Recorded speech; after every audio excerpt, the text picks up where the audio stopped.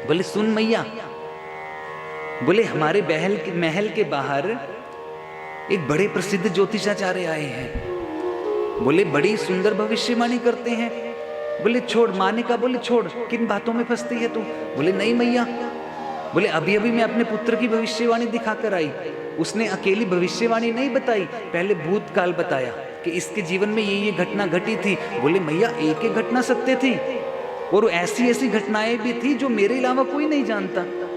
बोले अच्छा, तो बोले मैया एक काम करें, हम भी अपने लाला की भविष्यवाणी करवाएं। मैया ने कहा हाँ बात ठीक है। बोले चल एक काम कर, तू उनको ले आ, तो उनको महल के भीतर ले आ। और दासी गई, बोले सुनिए, बोले आपका काम बन गया, बोले मैया ने आपको भीतर बुलाया है। बोले अच्छा, तो दोनों चलने लगे, काकभूषुंडी जी भी और महादेव भी। जैसे महल के मुख्य द्वार पर पहुंचे तो दासी ने बोल दिया, बोले रुको, बोले किसी साधारण व्यक्ति का घर नहीं है, तो यहाँ पर हर किसी का जाना प्रवेश जो है वो वर्जित है, तो इसलिए आप दोनों में से कोई एक ही जा सकता है। बोले ज्योतिषाचार्य जी जाएंगे तो चेले को यहाँ पर रुकना पड़ेगा। अब जब इतनी बात कही महादेव बड़े प्रसन्न, बोले हमें तो दर्शन करना है और हमें क्या चाहिए। महादेव ने कहा बोले हाँ ये बात ठीक है, चेला यहीं पर रुकेगा और हम भीतर चलेंगे। काकभूषुंडी जी बिगड़ गए, बोले वाह महादेव, बोले सलाह देने वाले हम, परामर्श देने वाले हम, और हम ही को बाहर छोड़कर जा रहे हो। और काकभूषुंडी जी ने इशारे इशारे में कहा, बोले सुनिए महादेव, अगर हम भीतर ना गए तो आपको भी नहीं जाने देंगे। बोले सारा भांडा यहीं पर फोड़ डालेंगे, सारा भेद यहीं पर खोल डालेंगे। तो महादेव ने जब इतनी बात, इतना इशारा देखा तो महादेव ने कहा, बोले सुन सखी, मैं यूं कहूं, मैं तो केवल जो रेखाएं हैं वो पढ़ता हूं, मुझे कम दिखाई देता है, रेखाएं मेरा ये शिष्य पढ़ता है और फिर उन रेखाओं को बताता है ये मुझे, और फिर उसकी भविष्यवाणी मैं करता हूं। बोले अच्छा, तो बोले हमें जाना तो दोनों को पड़ेगा। तो उसने कहा दासी ने, बोले अच्छा ये बताइए रेखाएं ये पढ़ते हैं? बोले हाँ। बोले फिर एक काम कीजिए, आप यहीं पर रुकिए और चेले को भेज दीजिए। अब महादेव सोचे, बोले तो काम उल्टा हो गया। अब काकभूषुंडी जी बोले हाँ ये बात ठीक है, बोले ऐसा करते हैं, हम चलते हैं भीतर, और ये वैसे भी बुजुर्ग हो गए, इन्हें दिखाई कहाँ देता है। महादेव ने क्रोध में देखा, बोले अच्छा वारे चेले, बोले तुम हमारा ही काम बिगाड़ने पर उतारू हो। और फिर काकभूषुंडी जी ने बात बदल दी, बोले मैं यूं कहता हूं, बोले इन्हें दिखाई नहीं देता, रेखाएं बताता मैं हूं, लेकिन भविष्यवाणी तो यही करेंगे ना। रेखाओं को देखकर बताना मेरी जिम्मेदारी है, लेकिन उसका फल क्या होगा वो तो यही बताएंगे। बोले इसका अर्थ है कि आप दोनों को भीतर जाना पड़ेगा। बोले हाँ। बोले एक मिनट में पहले मैया से पूछा। तो फिर दासी फिर दौड़ी दौड़ी गई, और जैसे मैया के पास गई, बोले मैया वो अकेले नहीं है, उनका एक चेला भी साथ में है। बोले चेला रेखा देखता है, गुरु को बताता है, तो गुरु भविष्यवाणी करता है। बोले जा तू दोनों को भीतर ले आ।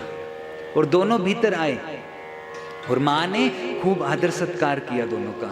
पहले आसन दिया, चरणों को बखारा, उन्हें भोजन पवाया, दक्षिणा दी, वस्त्र इत्यादि दान दिए, सब कुछ दिया। महादेव सोचे, बोले हमें ये सब नहीं चाहिए, बोले हमें जो चाहिए, हमें तो उसको, हम रामलला का दर्शन करने आए हैं।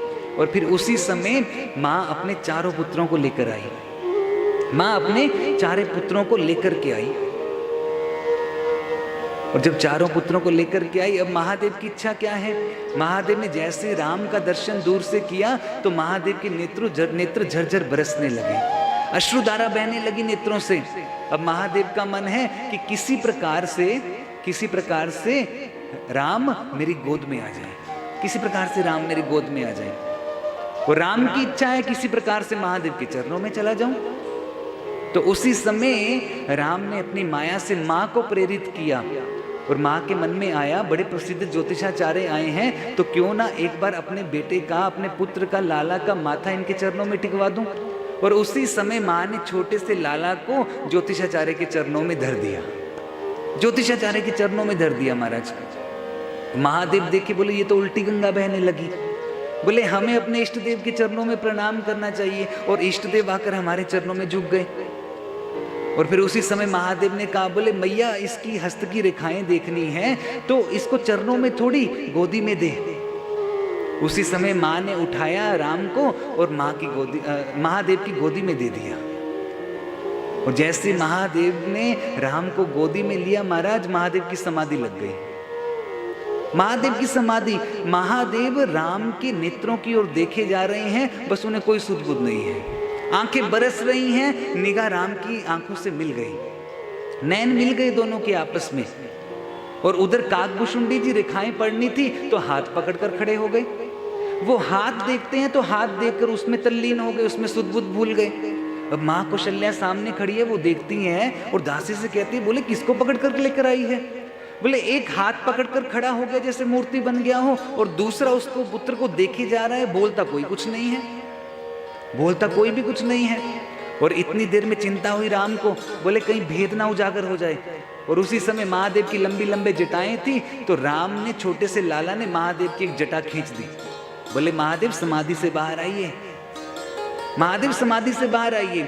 और महादेव समाधि से बाहर आए तो उसी समय महादेव ने सारी, पहले तो भूतकाल की बातें बताई। बोले मैया ये लाला तेरा कोई साधारण नहीं है।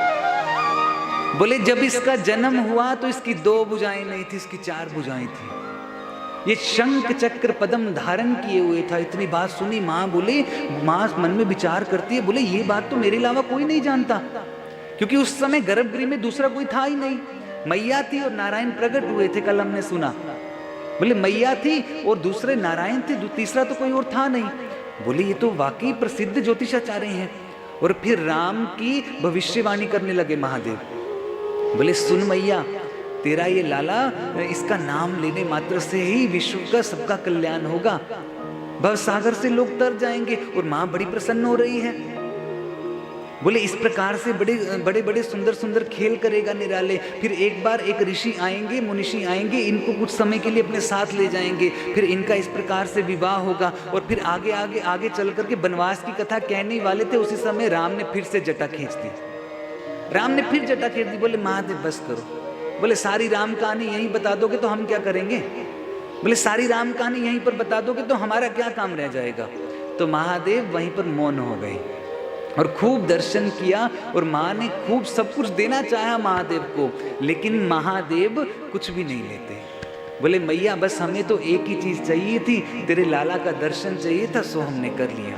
और लाला का दर्शन करके महादेव चले वहां से। महादेव चले और महादेव भवानी को बताते हैं, बोल सुन भवानी, उस समय इतना आनंद था, अवध में इतना आनंद था कि राजा दशरथ महामना हो गए। महामना माने कि उनके द्वार पर जो भी कोई मांगने के लिए आता है वो उसे उसकी मनपसंद की वस्तु देते हैं। अगर कोई धन की मांग करता है तो उसे धन देते हैं, कोई गाय मांगता है गाय, कोई घोड़ा मांगता है, हाथी मांगता है, कोई सोना मांगता है, कोई चांदी मांगता है, कोई हीरे मांगता है। जो जिस प्रकार से मांगता है राजा दशरथ अपने हाथ से देते नहीं है। बोले खुले पड़े हैं भंडार, जो चाहिए सो ले जाओ, जो चाहिए सो ले जाओ। बोले इतना आनंद था, इतना आनंद था। बोले इतने महामना हो गए। बोले और उनका दान देने का तरीका बड़ा गजब था। नेत्र झुके हुए थे उनके, उनमें कर्ता भाव नहीं था। इतने आनंद में थे कि भंडार खोल दिए सो ले जाओ। और दान महाराज देना भी ऐसे ही चाहिए, दान देना भी ऐसे ही चाहिए, क्योंकि देनहार कोई और है, देत रहत दिन रैन, लोग ब्रह्म हम पर करें ताते नीचे नैन। हमारे पास कोई व्यक्ति आ जाए मांगने के लिए, हम 10 रुपए भी देते हैं तो छाती चौड़ी करके देते हैं। क्यों? हम ये सोचते हैं कि हम देने वाले हैं, लेकिन हम ये नहीं जानते हमारा देने वाला कोई और है।